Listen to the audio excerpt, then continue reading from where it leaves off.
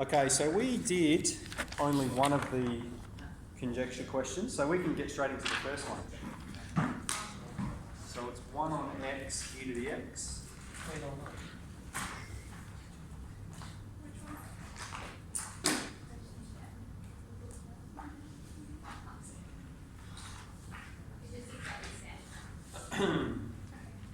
And it says the graph of 1 on e to the x is shown for x is greater than 0. Find the x coordinate of the stationary point. And so we can just look at that and state it. So for part A, we're going to write x equals 1.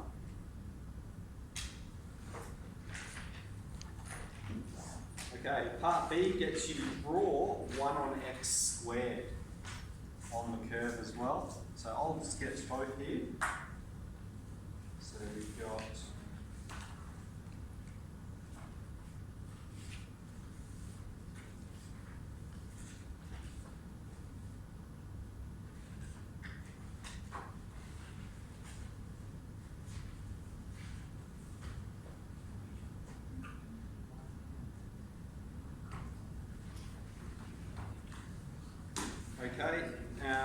accurately plot and label with M the stationary point on this graph. So this is point M, and it has an x coordinate of 2, and the y coordinate would be 1 on 4 e to the 2.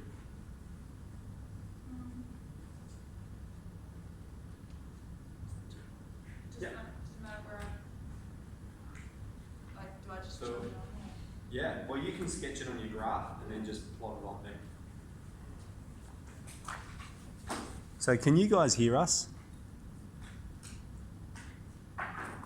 It's a bit muffled. Yeah. So maybe just watch watch the video when it's finished if you want, or you're welcome to join in here. Up to you. Okay, I might stay for a little bit and then I'll leave. Cool. So you got your conjecture. So the conjecture booklet, just the very first one, question 10. Okay, part C is going to get us to fill in the table.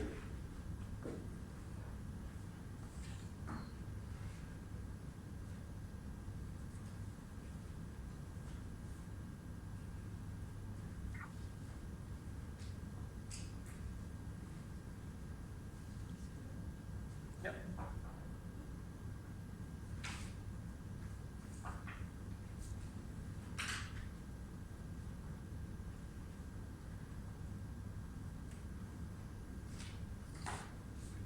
And so we can see the x coordinate here. We've got both of those. We've got the x coordinate of the stationary point is 1. On this graph, 1 on x squared e to the x, the stationary point is 2.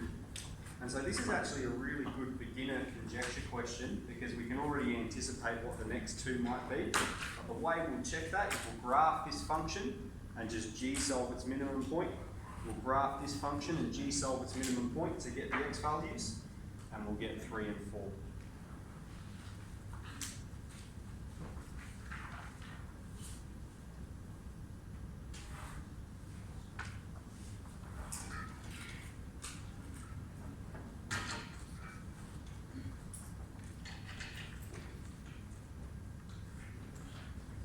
Okay, does anyone want to make the conjecture about the x coordinate of the stationary point?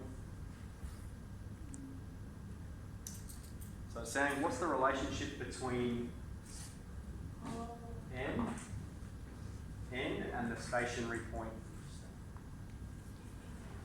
Pardon? Yep, x equals n. That's our conjecture. And then part E, we're going to set about proving it. So do you write one? This is the answer. I just put that up there to describe it, so I'll rub it out so you're not getting confused. Okay, so then part E, we're going to prove it. So what we're starting with then is this function. And we need to find the stationary point of this function. Okay? Stationary points occur when the derivative equals 0. So that means we need to find the derivative of this and find the x value when it's equal to 0. And And this is what we're conjecturing that it's going to be, x equals n. So what rule am I going to use to find the derivative of this?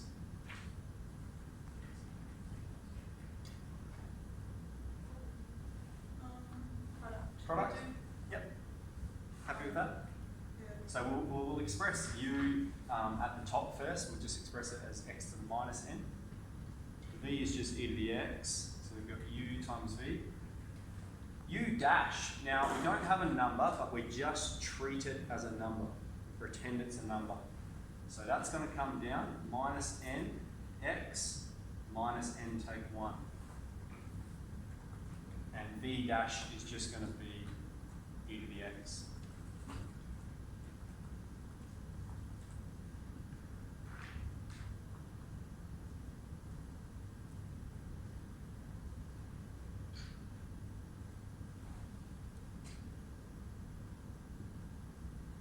Then the derivative dy on dx is u dash v plus uv dash. And we're looking for a stationary point, which means we're trying to solve when is the derivative equal to 0.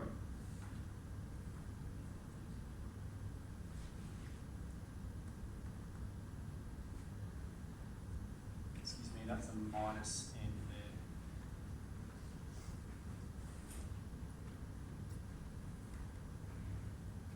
Okay, so a couple of things we can do. Firstly, we can factorise e to the x. Alright, so we just want to try and get rid of as many things as we can.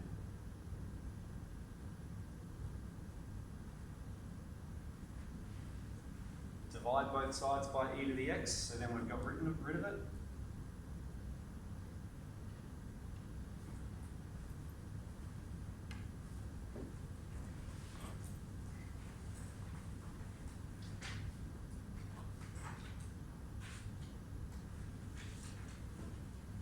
And then what we might do is express these negative indices at the bottom. So there's a couple of ways I'm thinking about this term, but let's just do it like this to begin with.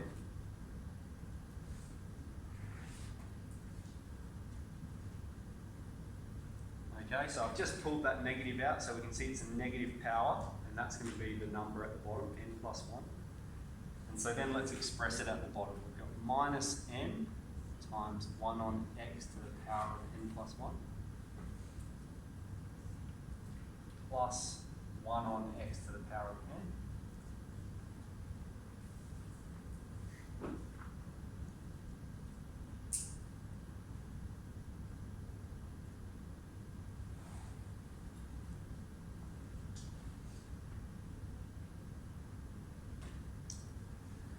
Now what we've got at the bottom here is 1 on x to the power of n plus 1.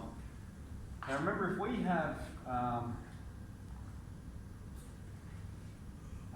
a to the m times a to the n, we can write this as a to the m plus n.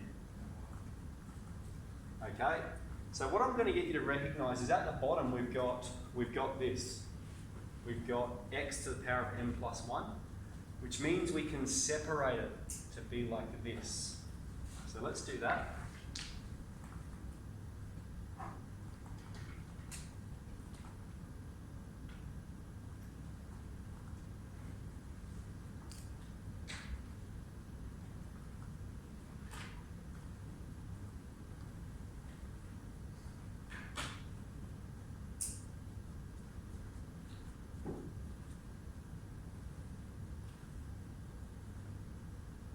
And we can even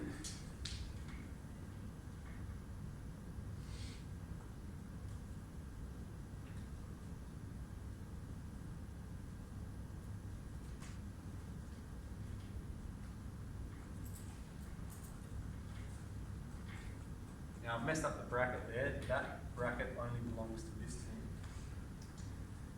Now if I'm looking at, we've got two terms here. We've got this term and we've got this term, and we've actually got a common factor. It's 1 on x to the power of n. So I might come up here. So we have 1 on x to the power of n, and we've got this minus n out the front as well. Actually, let's put this one up front, and we've got minus n. So I'm factorising that term, it's common. So I'm pulling that out front, and we're left with minus n times 1 on x plus 1. And then I need another bracket.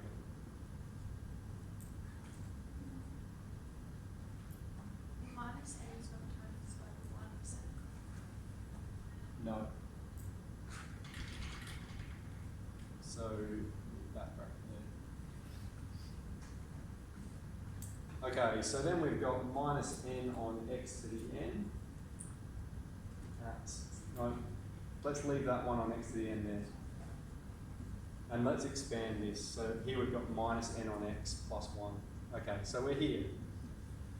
All right, hopefully you've managed to keep up. I've probably done this the longest way possible, but I'm just sort of showing you my thought process as we get one of these problems. You know, we're trying to get x by itself. That's what we're trying to solve. And so when we get to this step, we're going to apply the null factor law. Okay, so null factor law is if AB equals 0, A is 0 or B is 0. So we have 1 on x to the n is 0, or this factor here is going to equal 0.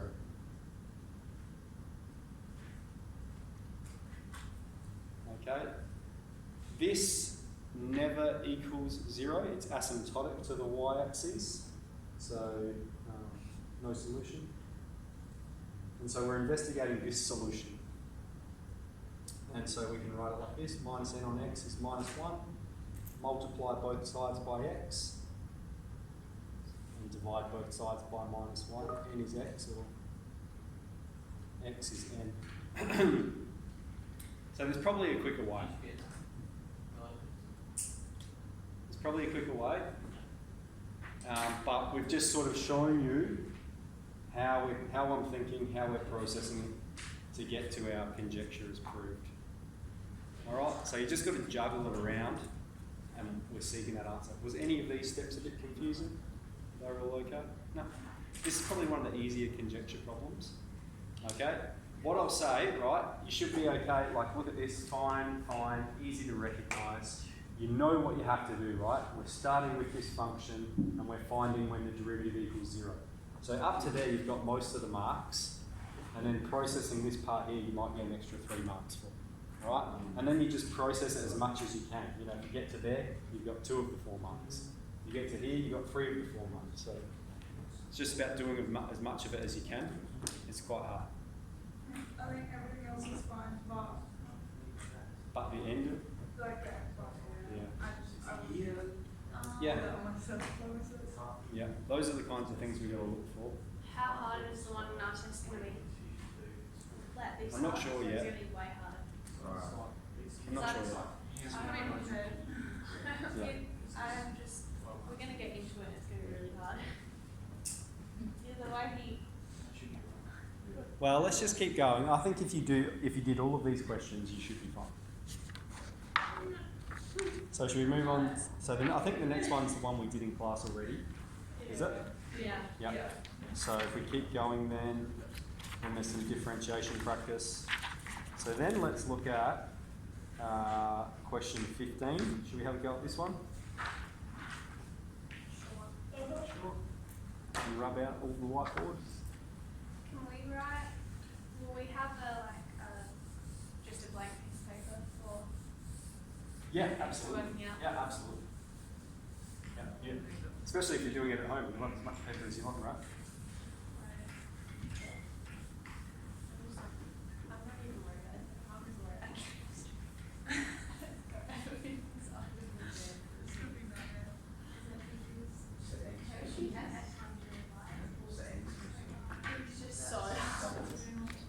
Half the stuff is assumed knowledge, and you just like look at the question like, how did you learn this?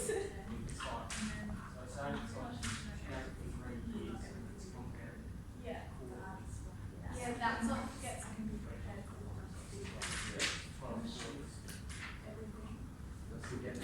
yeah, I'm not. No, yeah, it's just like you have to study for every possibility. But he's also giving us we had to print it out 15 minutes before, so at least that, we're going to see it when it gets printed out. So So at least we go Very nice. like think it through, like 15 minutes that we have it, we know that the nitrogen cycle or whatever might be covered. Alright. So do you guys want to have a go at it, or do you want to do it together? Do it together? Yeah. Okay, I could one probably more do together, eight. and then I'll tell you an easier one to do. Okay, so here we've got f of x is 1 on the square root of x. So it says find f dash of x. Okay, so let's express it as x to the negative half, and then f dash of x will be negative half x to the negative 3 on 2, which is minus 1 on 2x root x. Okay, that's AI. So then we've got part II. Find the equation of the tangent at x is 1. Okay? So for a tangent, let's use the formula. We need f dash of 1 times x take 1 plus f of 1. Okay, so f of 1 we can find up here. 1 on the square root of 1, which is 1. F dash of 1 is going to be minus 1 on 2 times 1 times the square root of 1, which is minus 1 on 2. And so we've got f dash of 1, we've got f of 1, we've got everything we need. So the equation of the tangent is, alright, and let's expand that to like terms.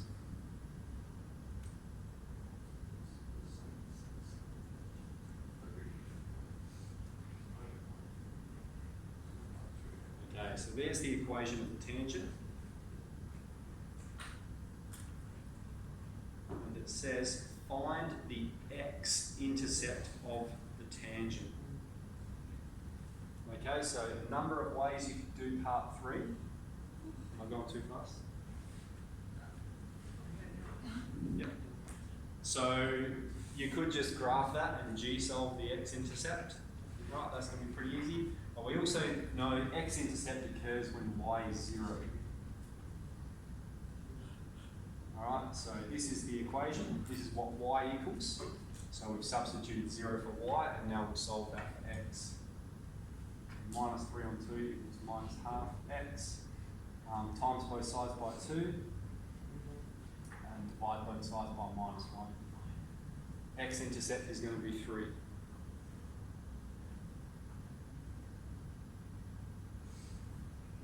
Right, so you don't need any working out there, you just need your statement x is 3, because you can just g-solve that from your calculator if you want to. Okay, we've got the graph of f of x shown there, and then we have a new tangent. This time the tangent's different because it's drawn at x equals 2 and x equals 4. Okay, so there's 2 tangents here. The tangent of the first graph has, the tangent at x equals 4 has this equation. Find the x-intercept. So again, this is tangent at x is 4. We've got minus 1 on 16x plus 3 on 4. Okay. If I have my calculator out, I'd just be g-solving these. But we can do this. So we've got 0. And so we'll get 1 on 16x equals 3 on 4 times both sides by 16. 4, 12.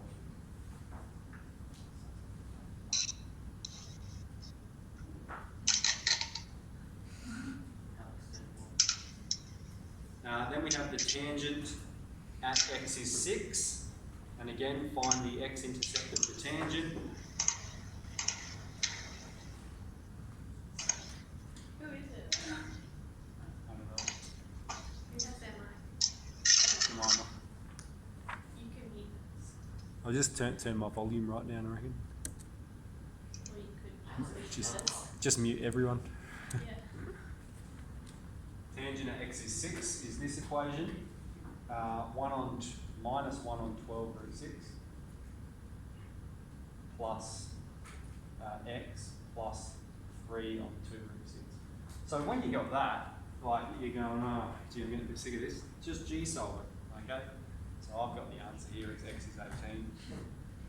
All right, you could repeat the same process if you want to, those root 6s will cancel nicely.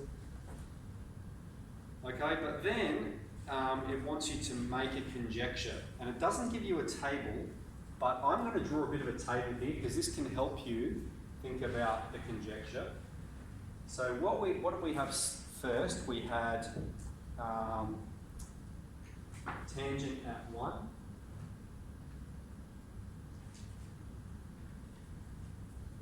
So tangent at 1, and then we had x-intercept of tangent.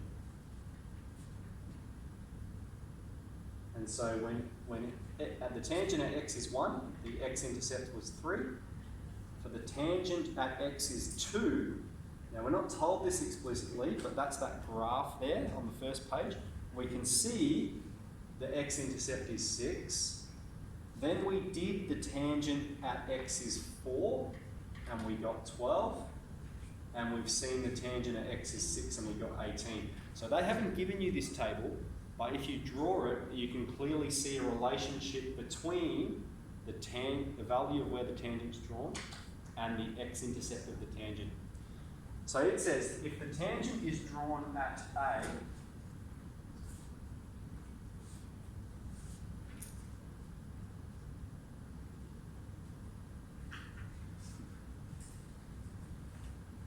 what is the x-intercept?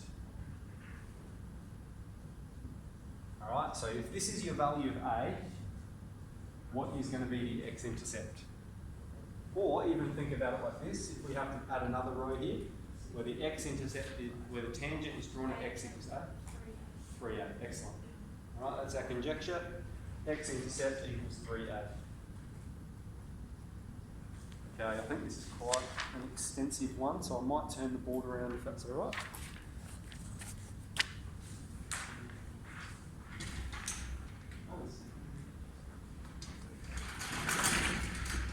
Someone need to clean it. Is there solutions? Yeah. You need Yeah, That's our class. That's 3. I know. That's why I said it. It could be I was like, Mr. you Quirk's don't class. recognise your own handwriting. No, that could You be need Mr. Quirk's class.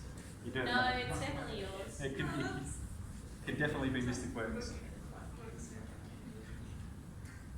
All right. So we're proving They're the not up to conjecture. 3G. Yeah, they're not up to 3. They're not up to 3G. Okay, so we've got 1 on root x, right? That's the function. And we're talking about the tangent at x equals A. Alright, so what we want to do is we want to find the equation of the tangent at x is A. Now we've already got f dash of x. Alright, we can just extract that from previously, we don't need to do it again. So it's minus 1 on 2x root x. And we know that the equation of a tangent is f dash of A times x take A plus f of A. And so f dash of A is going to be minus 1 on 2A root A. And f of A is going to be 1 on top of root A. And so the equation of the tangent we can sub in and we'll state it. So tangent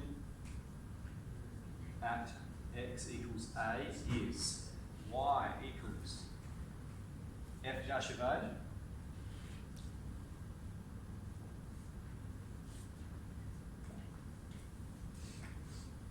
plus f of A.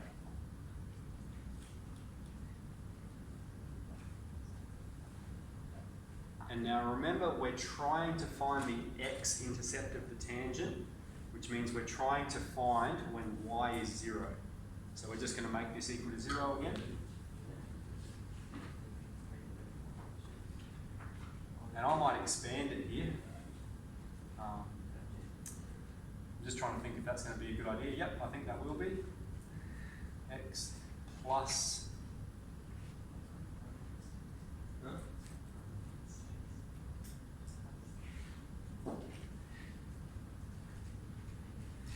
here we've got A at the top and A at the bottom, so that will cancel. And we're making it equal to 0.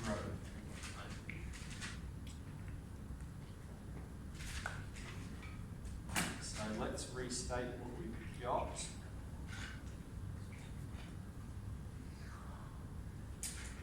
Here we're going to have 1 on 2 root A. Here we're going to have 1 on root A.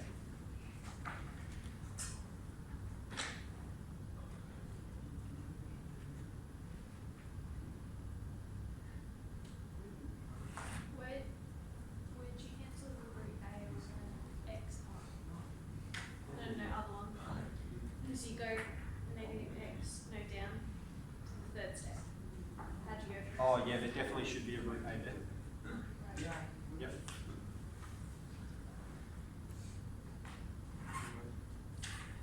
Would you try and put more of the same thing? What I'm thinking here is what is common for all of these denominators? Root A. So we're just going to factorise 1 on root A out the front. Now make it equal to 0. So you try and get rid of something like that. And what we're left with is minus x on 2A plus a half plus 1 equal to 0. And I think we're pretty close, okay? We can ignore this, all right, or we can divide both sides by 1 on root A. That's just going to disappear. 0 divided by 1 on root A will still be 0. So let's write up here what we're left with. Minus x on 2A plus, well, half plus 1 is 3 on 2, or 1.5. And look, we're there, I reckon. So let's get the x term by itself. So we'll have 3 on 2 equals x on 2A. Minus 10 on 2. Nah, that's positive. So that's going to and I'll move that over. And then let's multiply both sides by 2A.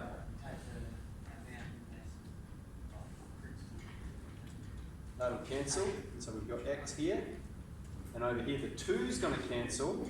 And we're left with 3A. So they're good fun when you get them right. So there was less steps involved in that one. So the last one we definitely did a long way, but we got there. Okay. So, you want to try one now or keep going? I'm happy to keep going.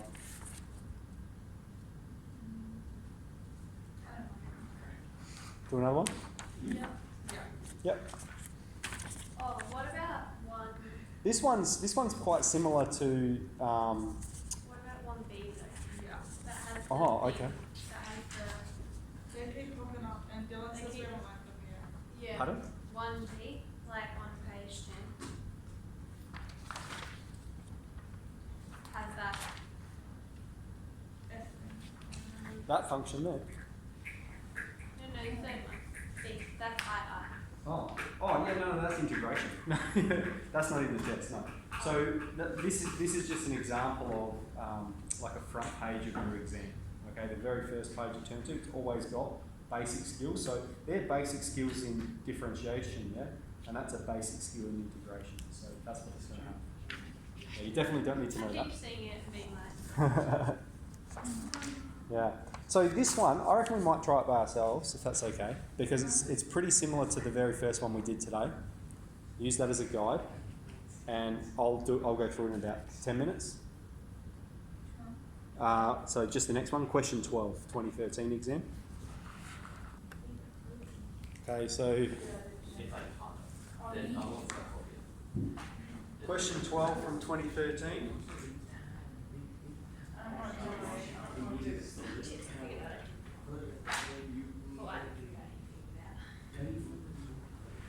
This is our function, and our conjecture is that the stationary point is x is 1, y is 0.258.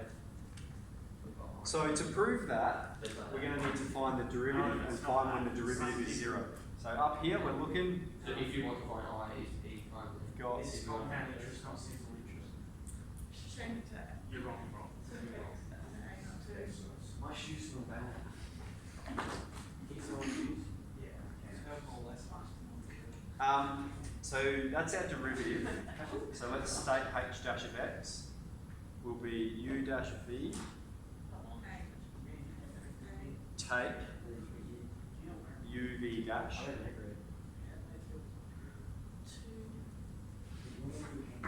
on top of v squared.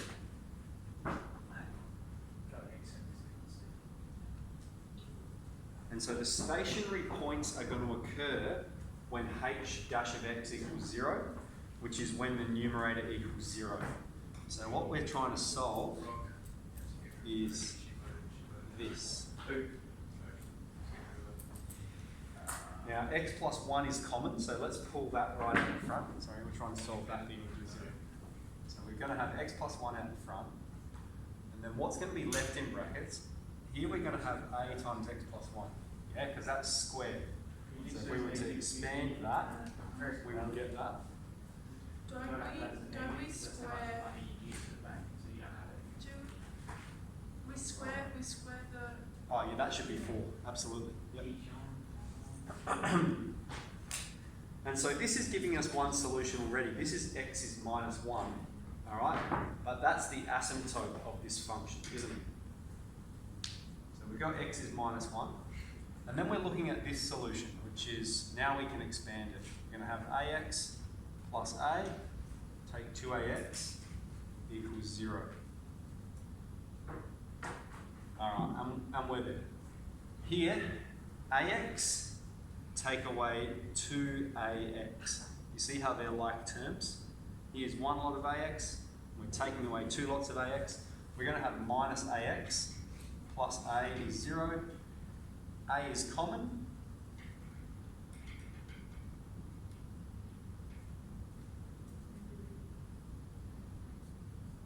Hang on, I'm missing a 2.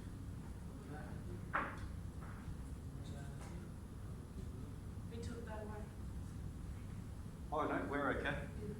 So a is common. So we've got minus ax, minus x plus 1.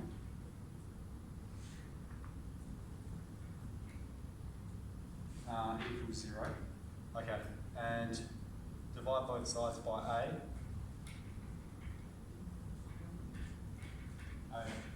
Okay, I'm with it. I know what's happening.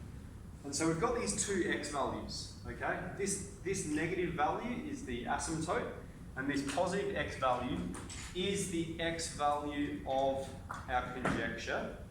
But it wants us to prove our conjecture, so we need the y value as well. And so when x is 1, h of 1 or h of x is going to be a times 1 on 1 plus 1 squared, a on 4. And so therefore the coordinates of the stationary point are x is 1, y is a on 4, or 0.25a, however you want to write it. Yeah. Yeah. Full marks?